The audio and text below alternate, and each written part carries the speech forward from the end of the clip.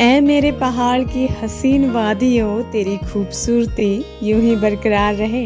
ऐ मेरे पहाड़ की हसीन वादियों, तेरी खूबसूरती यूं ही बरकरार रहे। हम रहे या ना रहें, तेरी फिजाओं में ये खुशबू बेमिसाल रहे। तो गर्मा गर्म चाय के साथ करते हैं आज का ब्लॉग स्टार्ट। तो हेलो दोस्तों, मैं टीना नेचुरल ब्लॉग विद टीना के सुहाने सफ़र में आप सभी का तहे दिल से स्वागत करती हूँ। तो शुरू करते हैं इन हसीन वादियों के साथ अपना आज का ब्लॉग। सुबह उठते ही हम करते हैं ब्रश, उसके बाद नहाना धोना और फिर नहा के सूर्य देव को चढ़ाते हैं जल, यानी कि उगते हुए सूरज को प्रणाम करते हैं। हालांकि पहाड़ों में 2 से 3 दिनों से लगभग बारिश है और फिर करते हैं ईश्वर से एक छोटी सी प्रार्थना और फिर चलते हैं हम अपने नाश्ते की तरफ। और नाश्ते में हम आज बनाएंगे ओगल और लाई की सब्जी। और ये गैस में हम तेल में भून दिए हैं लाल मिर्च और आटा में गूंथ चुकी हूँ। सब्जी हमने चढ़ा दी है। जल्दबाजी में सब्जी जो है हम गैस में ही चढ़ा देते हैं और फटाफट से आग जला के रखते हैं तवा और फिर बनाते हैं रोटियाँ।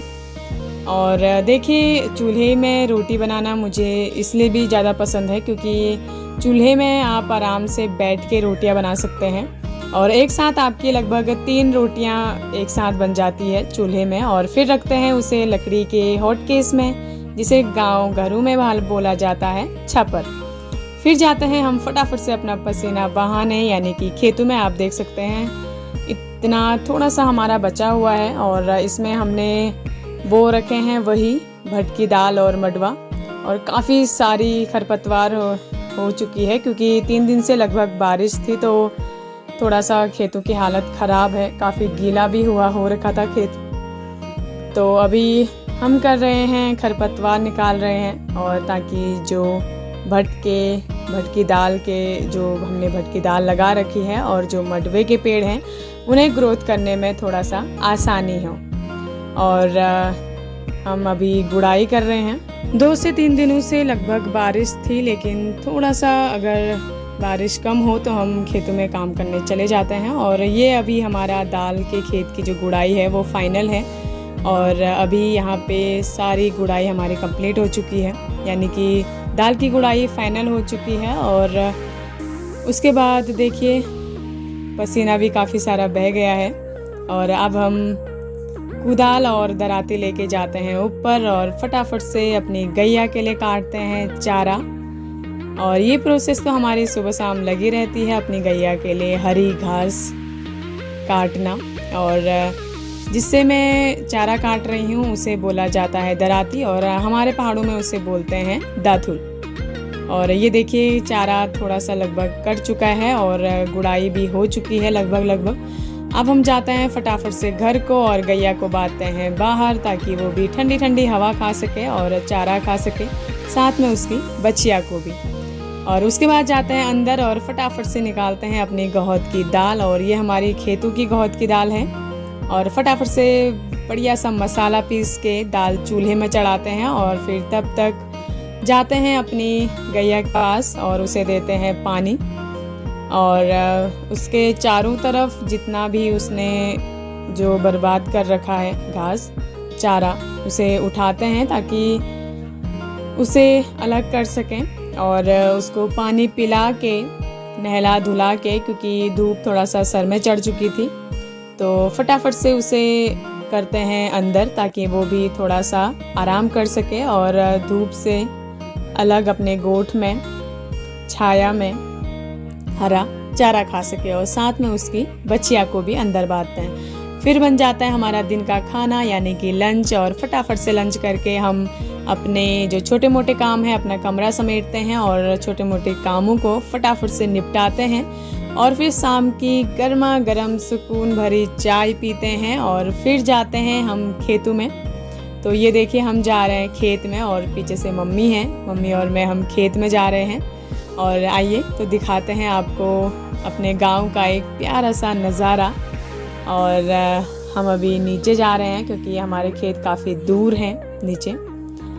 और ये है हमारा गांव और यहाँ से हमारा गुलजू का मंदिर भी दिख रहा है, गांव का, हमारे इष्ट देव का मंदिर। और ये हमारा गांव है और हम जा रहे हैं धान की गुड़ाई करने। तो ये देखिए केले के पेड़ हैं यहाँ काफ़ी लोगों के और इनमें लगे हुए हैं केले। और ये आज भी गांव में जो पत्थर के मकान हैं, पुराने मकान, पुराने दरवाज़ों की वो कढ़ाइयाँ, वो आज भी बरकरार है। और ये है हम पहुंच गए अपने खेत में। और देखिए परसों 2 से 3 दिन की बारिश में काफ़ी हमारे मक्के के पेड़ और जो धान के पेड़ थे वो काफ़ी बढ़ चुके हैं।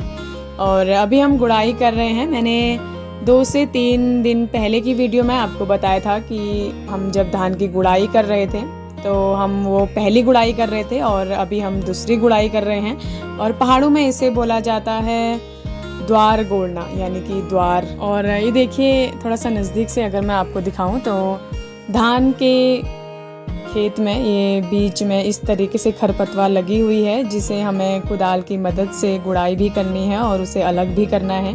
ये थोड़ा पास से मैं आपको दिखा रही हूँ और ये पहचानना पड़ता है, इतना आसान नहीं होता। देखिए पसीना भी काफ़ी ज़्यादा बह चुका है। और फिर हम देखिए गुड़ाई हमारी हो चुकी है, शाम भी हो चुकी है। फटाफट से जाते हैं अब हम घर को और फिर निकालते हैं अपनी गैया का दूध। और यहाँ पे हमारा जो बाहर का काम होता है वो फाइनल हो जाता है और उसके बाद वही घर में रोटी सब्जी और फिर शाम को सुकून से प्यार भरी नींद, ताकि दूसरी सुबह उठ के फिर से अपने दिन की एक बेहतरीन सी शुरुआत कर सकें।